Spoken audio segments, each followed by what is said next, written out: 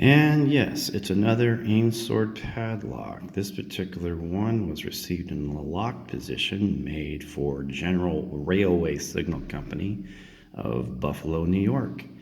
And I'm going to tell you about three things about this lock.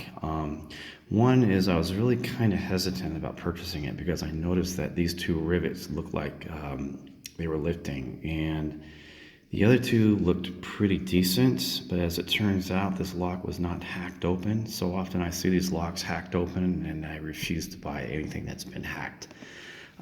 You can see here that the lock did undergo some serious banging during its use, and there is a consequence of all that damage. The shackle toe started rubbing against the lock body. You can see this bright spot right here. See, it's kind of triangular in shape. That's where the rubbing was.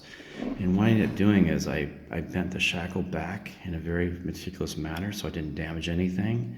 And now the shackle swings clear of the lock body very, very nicely.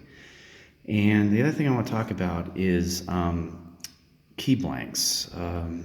Right now there's a seller that's selling these Taylor 661 key blanks, and I was kind of hopeful that I could use these keys to decode this lock. And this is a process that's well documented in my second book, The Extreme Antique Padlock Collector. That's the one with the green jacket.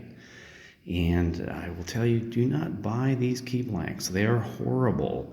The barrel hole is too small. In fact, I can't imagine that barrel size fitting anything that I've ever seen. So I had to drill the hole bigger. In addition, the centering of the hole is just horrible. And you cannot have good working keys with a barrel hole that's offset. You'll never get the kind of precise opening that you demand for these type of locks. So do not waste your money on these Taylor 661 key blanks. They're a joke. But lesson learned, so I passed the information on to you guys. The other thing I want to talk about is a lot of sellers are selling these Ames sword padlocks with repurposed keys. Beware, oftentimes these keys only work in the counterclockwise position, and they will only open the lock up to about the 10 o'clock position when you rotate it counterclockwise. I would be careful because these locks are supposed to work 360 degrees in counterclockwise or clockwise direction. And what you can't see can't hurt you.